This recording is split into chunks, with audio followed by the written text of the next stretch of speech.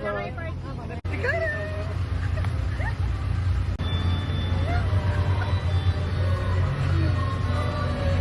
Hi, sir. Hi, sir. Opo.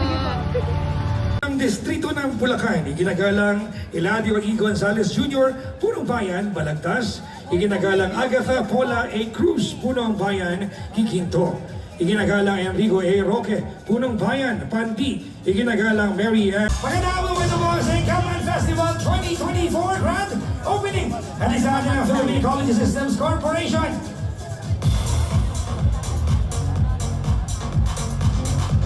Joke lang po. Ako naman po si Shirley na hindi na tumangkad. Sorry naman. Magandang hapon po sa inyo lahat. Bulacan Happy St. Cameron Festival 2024. Sa lahat ng mga Bulacan na nakasama natin.